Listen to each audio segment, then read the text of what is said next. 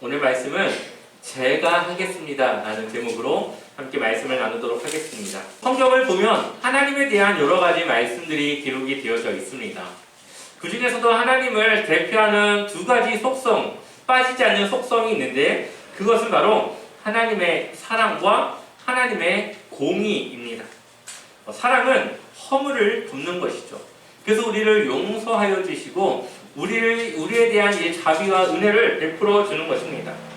그래서 하나님은 아담과 하와의 그 잘못된 그 죄 가운데서도 그들의 부끄러움을 가려주기 위해서 그들을 위해 가죽옷을 지어 주십니다.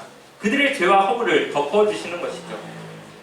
또한 이스라엘의 수많은 잘못들을 하나님은 다 용서해 주시고 그들을 위한 하나님으로서 그 관계를 유지해 나가는 것을 보게 됩니다. 그런데 하나님은 공의의 하나님이십니다. 이 공의라고 하는 것은 옳고 그름을 정확하게 따지는 것이죠. 그래서 죄를 지으면 그 사람을 심판하는 것이고 그 사람이 의인이면 구원해 주는 것이 하나님의 공의입니다. 그렇기 때문에 죄가 있는 자를 구원해 주는 일은 하나님께 있어서는 잘못된 하나님의 속성과는 맞지 않는 일인 것이죠. 이러한 것들을 보았을 때에 이 사랑과 공의라고 하는 것은 조금 충돌이 있는 것으로 보입니다. 아무리 사랑해도 그 사람이 죄를 지으면 심판을 할 수밖에 없기 때문이죠. 또한 죄가 있어서 심판을 한다면 그 사랑을 베풀지 못한 하나님의 그 속성이 또한 흠집이 생깁니다. 그래서 이 사랑과 이 공의는 서로가 공존할 수 없는 것 같이 보이는데 하나님은 사랑의 하나님이시기도 하고 공의의 하나님이시기도 하다는 거죠. 이러한 하나님의 공의에 대해서 잘 나와 있는 부분은 바로 이 소돔과 고모라 성에서 볼 수가 있습니다. 하나님은 이 소돔과 고모라 성이 악한 것을 보시고 그 성을 멸망시키려고 심판하시려고 합니다. 그 계획을 알게 된 아브라함은 그 성을 구하기 위해서 기도를 하기 시작하죠. 그래서 의인이 몇 명이 있으면은 그 성을 구해달라고 기도하다가 결국은 10명으로 그 마지노선을 이제 정하게 됩니다. 그런데 결국 그 10명이 없어서 이 고모라 성과 소돔과 고모라 성이 무너지게 되는데 누구는 살아남습니까? 롯과 그의 두 딸은 살아남죠. 그들은 하나님을 믿었던 하나님의 백성이기 때문에 아무리 소돔과 고모라 성을 멸망한다 하더라도 그들은 하나님을 믿는 의인으로 보고 그들을 구원시키는 것입니다. 이것이 바로 공의죠.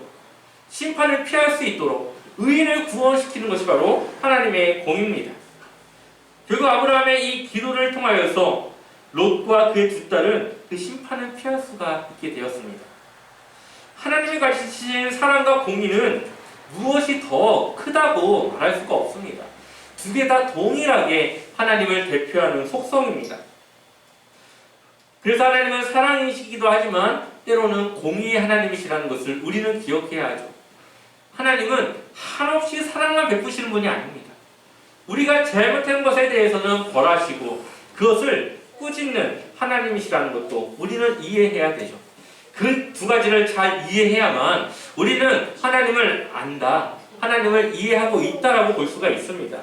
특별히 오늘 우리가 읽었던 이 본문의 말씀, 이 본문의 말씀의 이 배경이 되는 사건은 황금 송아지 사건입니다. 이것은 하나님으로도 모세에게도 매우 힘든 사건이었고 굉장히 중요한 사건이었습니다. 또한 이 사건에는 하나님의 사랑과 공의가 충돌할 수밖에 없는 사건이었다는 것을 우리는 보게 됩니다. 그런데 이 사건은 어떻게 되었을까요? 이 황금송아지 사건을 통하여서 하나님의 공의와 이 사랑이 어떻게 충돌하지 않고 이루어지게 되었을까요? 여기에는 한 사람의 중요한 역할이 필요했었는데 한번 그것이 무엇인지를 우리가 함께 보도록 하겠습니다. 우리가 출애굽기 24장을 보게 되면은 하나님과 이스라엘 백성들이 시내산 언약이라는 것을 체결하게 됩니다. 그래서 그것을 딱 마무리 짓고 나서 모세는 다시 하나님을 만나러 올라가게 되죠. 거기서 모세는 두 가지를 받게 되는데 하나는 성막을 어떻게 짓는지 그 이야기를 듣게 되고 또 하나는 두 개의 돌파를 받습니다. 이 돌파를 받는다고 하는 것은 하나님과 언약이 체결되었음을 말해주는 거예요.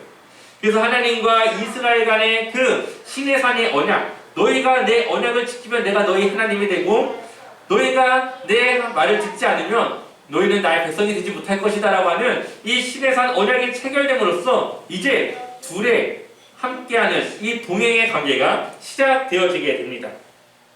그런데 이 모세가 이게 올라간 이 기간을 성경에서는 40일이라고 말하고 있거든요. 그런데 성경에서는 40일이라고 말하고 있지만 이 모세를 기다리는 이스라엘 백성들은 그가 언제 올지를 모르고 기다리고 있었습니다.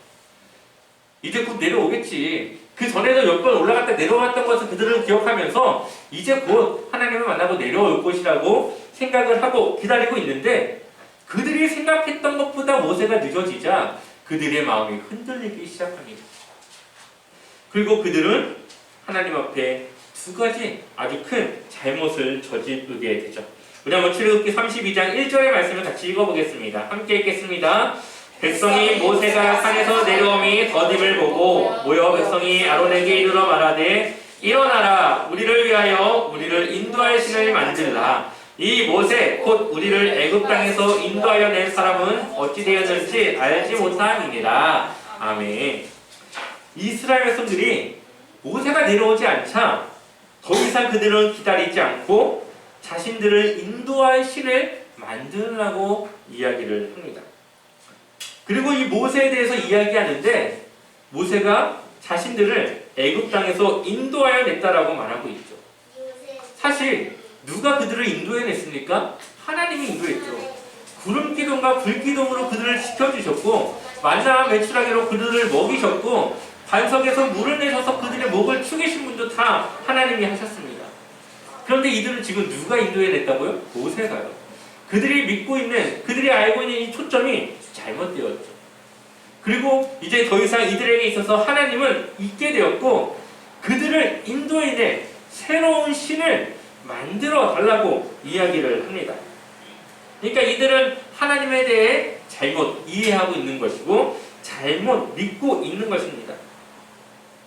우리도 그럴 때가 있습니다. 하나님은 분명히 우리가 믿고 있는데 때로는 우리가 하나님을 대체할 때가 있죠. 내가 너무 급할 때, 내가 너무 하나님의 도움이 필요한데 그것이 뜻대로 되지 않을 때, 하나님의 도우심을 기다리지만 내 생각과 달라질 때 우리는 하나님을 뒤로하고 다른 걸 찾게 됩니다. 우리도 그런 경우들이 있습니다.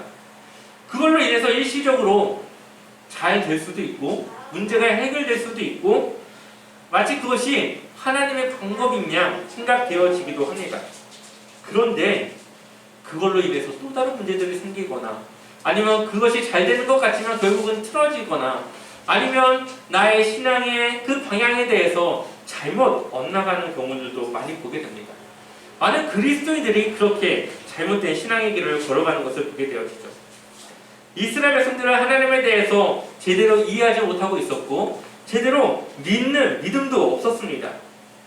그래서 하나님은 그들에게 자신에 대해서 알려주기 위해서 무엇을 하십니까? 10가지 재앙을 그들에게 보여주시죠. 그리고 애굽에 있는 신들을 하나하나 그들에게 보여주면서 그 위에 진정한 신은 하나님밖에 없음을 보여주지 않습니까? 홍해를 갈라서 그들을 구원해내셨고 그들이 아무것도 없는 광야에서 살 수 있도록 인도해 주신 것도 하나님이신데 그것을 통해서 하나님은 내가 여호와, 내가 그들과 함께하는 그 하나님이신 것을 그들에게 보여주고 알려주는 것인데 그들은 결국 어떻게 됩니까? 송아지를 만듭니다. 결국은 그들은 아직 하나님에 대해서 진정한 믿음과 신앙을 갖지 못한 상태였다는 것을 우리는 보게 됩니다. 또 우리가 여기서 중요하게 봐야 될 것은 바로 리더의 모습이죠. 모세가 없는 그 자리에 누가 리더입니까? 아론이 리더입니다. 근데 아론은 백성들을 두려워했던 것 같습니다. 모세와는 다르게 이 백성들이 나를 해할지도 모르겠다라는 그 생각에 그들이 요구하는 이 불합리한 이 요구를 거절하지 못하고 그것을 수용하게 되죠. 결국 리더의 잘못된 판단과 행동으로 이 백성들은 어려운 환경에 처하게 됩니다. 이 시내산 언약은 반드시 지켜져야만 하는 것입니다. 안 그러면은 그들은 그 죄값을 물어야 되는데 그 죄값은 그들을 피로 묻습니다. 그래서 이 언약이 체결될 때 하나님의 제단에도 피를 뿌리고 그리고 이스라엘 백성들에게도 피를 뿌리는 그 이유는 피로써 그 계약의 그 파기를 갚는다는 것입니다. 하나님과 이스라엘 백성들 간에 이러한 언약이 체결된 이후에 이들은 하나님의 백성으로 살아가야 하는데 얼마 지나지 않은 시간에 지금 이러한 일이 일어나게 된 것이죠. 하나님의 마음을 돌이키기 위해서 모세는 3번 하나님을 찾아 기도합니다. 특별히 오늘 우리가 읽었던 본문의 말씀은 그 중에서도 2번째 중보 기도의 내용을 담고 있는 내용입니다. 우리 30절 말씀을 같이 읽어보겠습니다. 30절 함께 읽겠습니다. 이튿날 모세가 백성에게 이르되 너희가 큰 죄를 범하였도다. 내가 이제 여호와께로 올라가노니 혹 너희를 위하여 속죄가 될까 하노라 하고. 아멘. 모세가 급하게 이 시내산에서 내려오게 되었습니다. 하나님께서 빨리 내려가 보라고 해서 내려갔는데 이 황금 송아지 사건이 일어나게 된 것이죠. 화가 난 모세는 그 소를 녹여서 그 녹인 가루를 물에 타서 백성들에게 먹입니다. 좀 이상한 행동이죠. 왜 그랬는지 성경은 그것에 대해서 이야기를 하고 있진 않습니다. 왜 그랬는지. 그런데 다른 본문에 비슷한 상황들을 보게 되면은 그 물을 마신 자들 중에서 특별한 이상 징후가 나타난 사람이 바로 그 일에 중대한 범죄를 일으킨 자라는 그러한 신호를 보냈던 것을 보게 됩니다. 그걸 봤을 때 이 모세도 그것을 먹은 사람들 중에서 그것에 대한 죄를 물을 사람들을 찾아낸 것이고 결국 이후에 그 사람들이 심판을 받게 되는 것을 보게 되었죠. 이러한 일들을 이제 정리한 이후에 모세가 하나님께 다시 올라가게 되어지죠. 그가 올라갈 때 이렇게 말합니다. 혹 너희를 위하여 속죄가 될까 하노라. 이거 모세도 장담하지 못하는 거죠. 이들이 지은 이 잘못이 용서가 될지 과연 하나님이 그것을 용서해 주실지 장담하지 못한 상태에서 모세가 지금 하나님을 대면하기 위해서 올라가고 있습니다. 그러니까 오늘 이 우상을 섬긴 이스라엘 백성들의 이 잘못이 얼마나 중대한 잘못이고 얼마나 이것이 큰 하나님 앞에 죄였는지를 보여주고 있습니다. 지금 이러한 상황들은 이스라엘 백성들에게 보내는 경고와 같은 것입니다. 그들의 잘못으로 인해서 하나님이 화가 나셨고 그 결과가 어떻게 될지 모르는 이 상황들을 이야기하면서 너희들이 지금 생각 없이 저지른 이 잘못이 결코 그냥 넘어갈 수 없는 잘못이고 하나님의 마음을 돌이킬 수밖에 만들 수밖에 없는 아주 큰 중대한 범죄임을 그들에게 이야기하고 있는 것이죠. 이것을 통해서 이스라엘 백성들은 이 사건이 얼마나 심각한 일인가를 깨닫게 되는 것입니다. 모세가 하나님을 만나게 됩니다. 그리고 32절을 보게 되면 이렇게 말합니다. 그러나 이제 그들의 죄를 사하시옵소서. 그렇지 아니하시오면 원하건대 주께서 기록하신 그 거룩한 그 책에서 내 이름을 지워버려 주옵소서. 아멘. 모세가 뭐라고 기도합니까? 자신의 이름을 하나님의 그 거룩한 자들의 이름을 써 그 책에서 자신의 이름을 지워달라고 이야기를 하죠. 모세는 내가 희생할 테니까 백성들 살려주세요 이렇게 이야기하는 것이 아니라 백성들 심판할 거면은 저도 같이 심판해 주세요.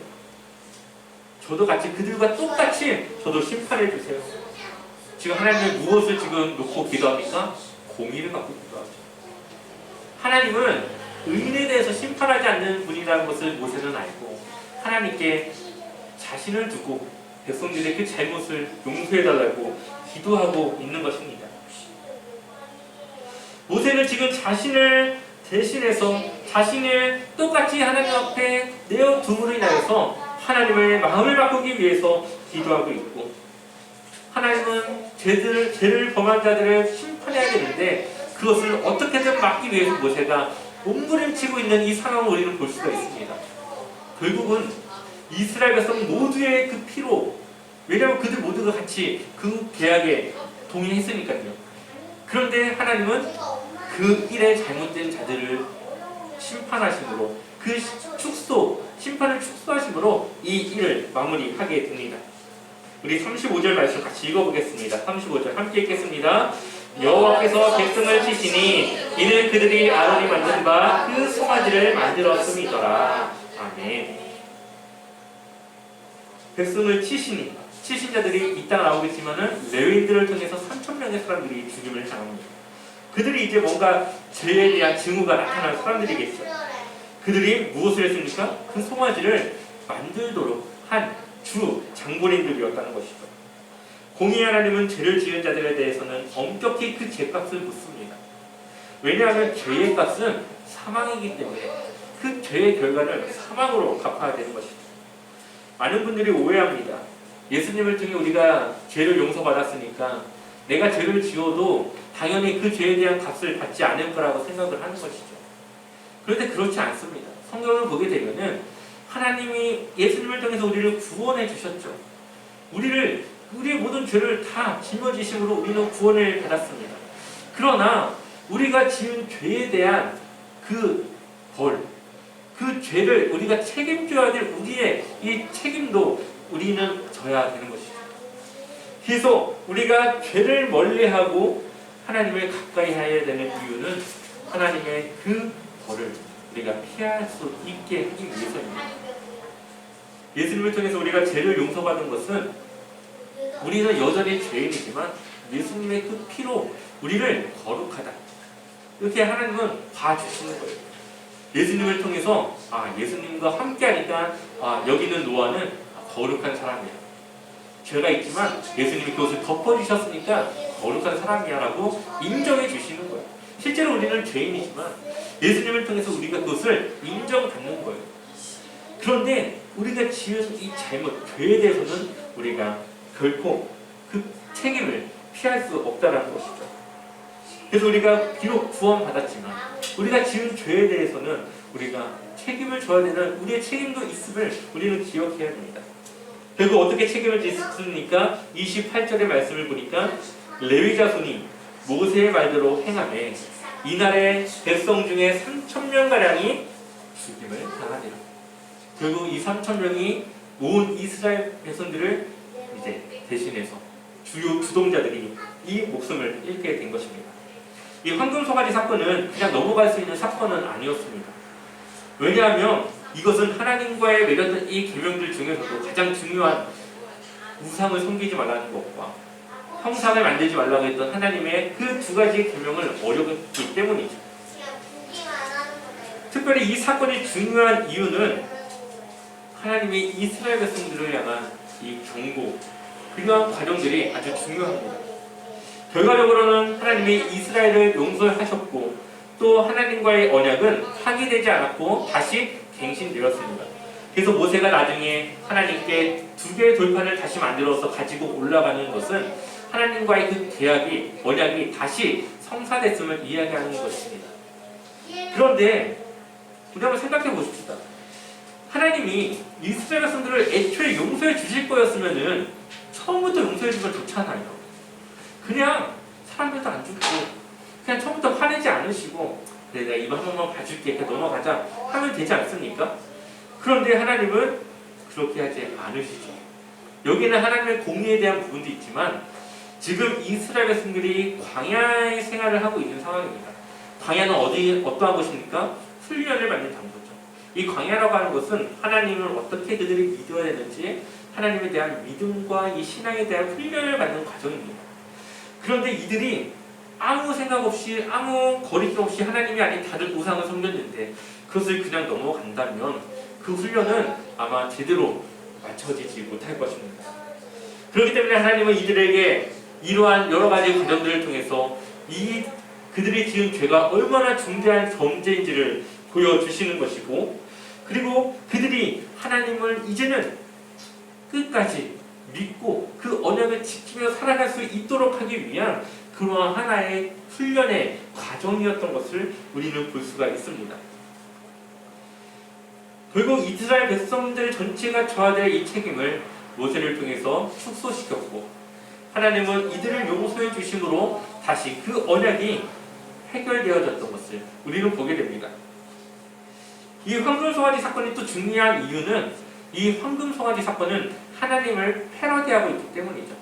패러디가 무엇입니까? 진짜가 있는데 그것을 가짜가 따와서 비슷하게 만드는 것을 패러디라고 말합니다. 이 황금송아지 사건은 하나님이 주시고자 했던 이 성막을 패러디한 그러한 사건입니다. 한번 우리 표를 한번 볼까요? 표를 보시면 성막과 황금 송아지가 있습니다. 성막을 받는 도중에 무슨 일이 생깁니까? 이 황금 송아지를 그들이 만들죠. 같은 시기에 지금 이 두 개의 사건이 일어나게 되는데 이 성막은 하나님이 모세에게 만들라고 지시한 내용입니다. 하나님이 모세에게 지시를 하죠. 근데 이 황금 송아지 사건은 백성들이 아론에게 요구합니다. 하나님이 백성에게가 아니라 하나님이 모세에게가 아니라 백성이 아론에게 요구하여서 만들어진 것입니다. 성막은 하나님이 이스라엘과 함께하기 위해 출애굽시키셨다라고 하는 말씀으로 이 성막이 지어지게 되는데 이 황금 송아지 사건은 황금 송아지가 자신들을 출애굽시킨 신으로 선언을 하며 이 황금 송아지를 섬기고 예배하는 것을 보게 되었죠. 그들은 이 황금 송아지를 하나님의 그 자리를 대체해서 그들을 애굽에서 인도할 신, 또 자신들을 앞으로 인도할 신으로 잘못 섬기기로 선언을 한 것입니다.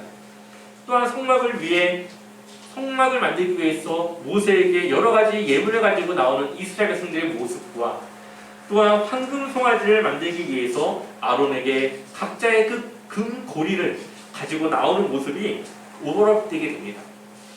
하나님을 위한 이 금고리를 그들이 가지고 나오게 되는데 그것을 하나님을 위한 재료가 아니라 우상을 섬기기 위한 재료로 가지고 나오는 이 모습에서 바로 두 개가 서로 비교가 되는 것이죠. 성막은 하나님이 그들과 함께하고 있다라고 하는 상징입니다. 성막을 통해서 하나님이 그들과 함께하고 있으면 그들이 보게 되는 것인데 이 황금 송아지는 무엇입니까? 하나님이 그들과 함께하고 있지 않다라는 것을 보여주는 사건이죠. 똑같이 금이라고 하는 공통의 재료가 쓰였습니다. 그러므로 이것은 하나님이 주신 이 성막과 황금 송아지를 비교하며 무엇이 옳은가, 무엇이 하나님의 방법이고 하나님을 위한 일인가를 보여주고 있는 것이죠. 우리의 신앙 가운데 우리의 생각과 우리의 판단과 우리의 기준으로 우리가 하나님을 믿는 것은 잘못된 신앙의 반항이라는 것을 우리에게 보여주고 있습니다. 물론 우리의 마음은 하나님을 위한, 하나님을 섬기기 위한 마음이겠죠. 그런데 그 방향이 하나님의 마음과 달라졌다면 그것은 하나님을 기쁘게 하는 것이 아니라 오히려 하나님을 염려하게 할 수 있는 그러한 일입니다.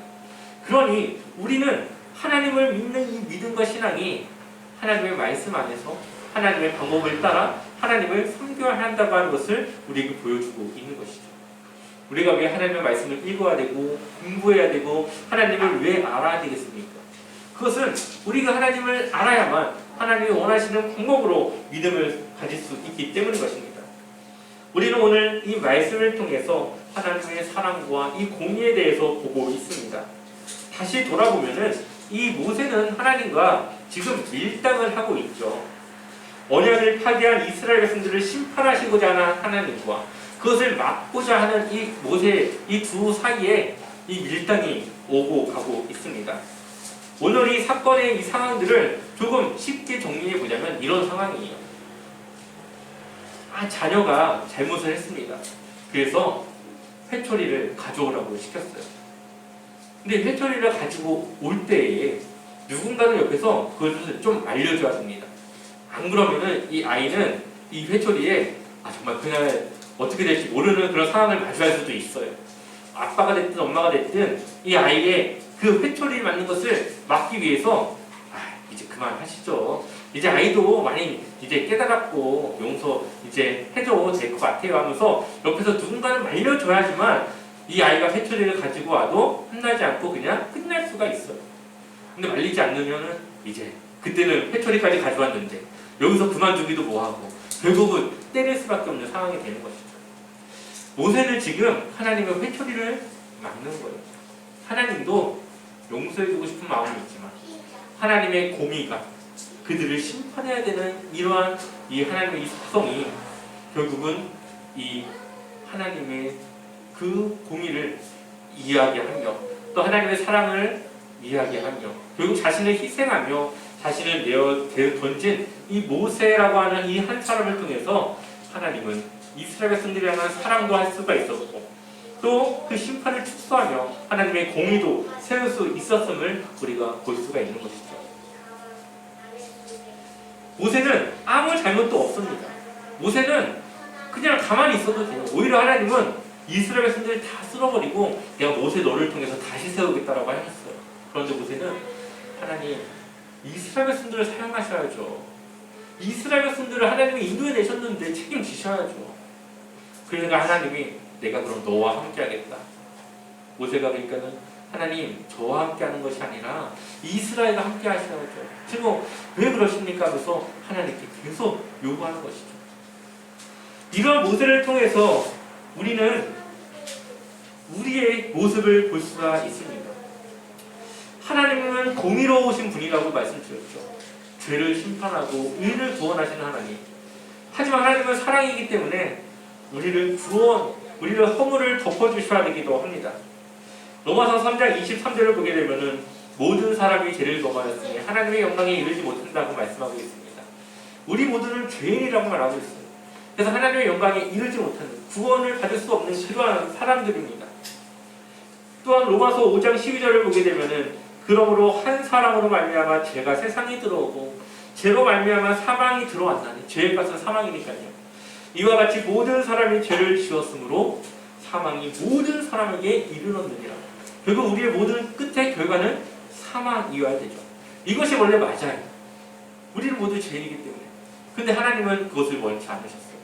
그렇다고 우리가 죄가 있는데 우리가 용서받을 이 거리가 아무것도 없는데 어떻게 해야 될까?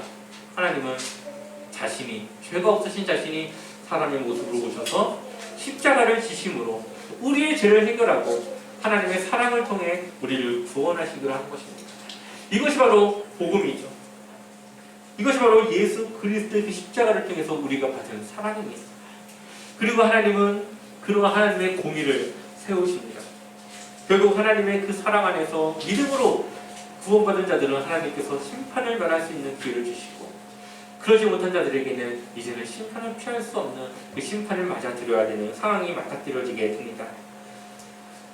그러니 이 예수님의 모습과 이 모세의 모습은 동일한 모습에서 보여질 수 있는 것이죠.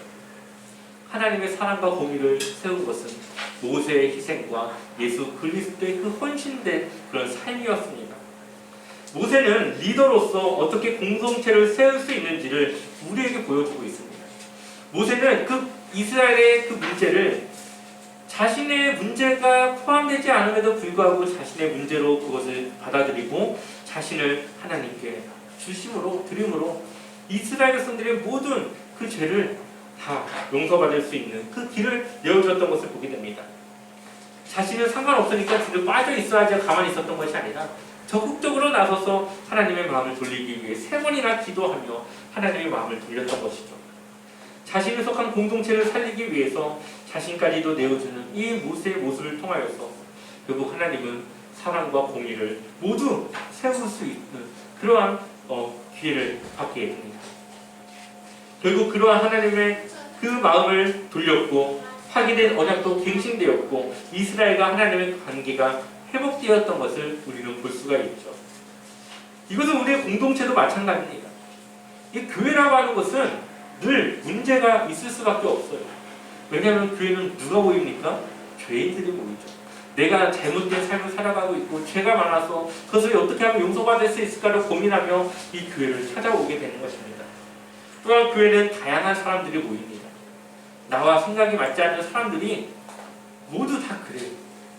나하고 생각이 맞은 사람들 동호회가 모인 것도 아니고 그냥 예수님 한 분만 바라보고 모인 곳이기 때문에 나하고 생각이 다르고 판단이 다르고 기준이 다르고 거기서 일어나는 여러 가지 문제들이 당연하게 생길 수 있습니다.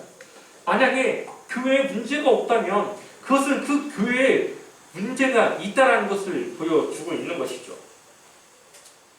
그렇지만 우리가 교회 안에서 일어나는 여러 가지 문제에 대해서 우리는 방관해서는 안 되죠. 내가 그것을 잘못했든 잘못하지 않았든 그 문제를 해결하기 위해서 하나님께 기도해야 되고 함께 그 문제를 해결하기 위해서 우리는 그 일 가운데 동참해야 됩니다. 그것이 바로 하나님이 우리에게 원하시는 모습입니다. 우리는 한 교회의 지체로서 다른 문제가 다른 사람의 문제가 아니라 그리스도의 몸된 교회의 문제로서 나도 거기에 함께 그 문제를 해결하기 위해 동참해야 되는 것이죠. 이게 바로 교회의 지체입니다. 이제 예수님의 생각과 마음으로 우리가 살아가야 되고 행동해야 되는 것입니다. 우리는 이러한 일들에 우리 모두가 함께 동참해야 합니다. 우리의 기도가 우리의 공동체를 살리고 함께 신앙생활하는 성도의 삶을 변화시킵니다. 교회는 그러한 과정을 통해서 성장하는 것이고 건강해지는 것이고 그러한 일들을 겪어야지만 하나 될 수 있는 것이죠. 함께 어려움을 힘써 이겨나갈 때에 그 교회는 건강해지는 것입니다. 그러니 교회 안의 문제를 어떻게 해결하고 어떻게 바라보고 그것을 어떻게 대하는가에 따라서 이 교회는 세워지기도 하고 무너질 수도 있습니다. 하나님은 우리가 이 모세와 같이 우리가 기도하며 그 일의 해결을 위해서 헌신하며 하나님께서 정말 이 일을 위해서 누가 필요할까 생각할 때에 하나님, 제가 하겠습니다. 제가 기도하고 제가 그 일을 해결하기 위해서 제가 헌신하겠습니다. 이렇게 고백하며 나오는 한 사람의 진정한 주님의 제자를 찾고 있지 않겠습니까? 저는 그 모든 일들에 우리 제자와 함께 성도님들이 함께 동참한다면 한 사람보다는 두 사람이 더, 두 사람보다는 세 사람이 더 그 일을 해결할 수 있는 힘을 갖출 수 있을 것입니다. 이렇게 우리 교회가 하나 되어지고 하나님을 경험하여서 함께 신앙에 성장하며 함께 하나님의 그 기회를 경험을 할 수 있는 교회가 되어야 될 줄 믿습니다. 여러분들은 하나님의 리더입니다. 그러므로 여러분들을 통해 여러분들의 기도와 헌신으로 여러분들의 가정이 세워져야 하고 교회와 직장이 변화되어져야 되고 주님의 사랑이 넘치는 공동체로 바뀌어지게 될 것입니다. 그 일을 위해서 여러분들의 기도와 헌신이 필요합니다. 하나님은 그러한 한 사람의 주님의 그리스도인을 찾고 있습니다. 그 가운데 여러분들이 헌신하며 주님, 제가 하겠습니다. 제가 헌신하겠습니다. 다짐하며 헌신하며 주님의 부르심 가운데 응답하며 나아가기를 주님의 이름으로 간절히 소망합니다.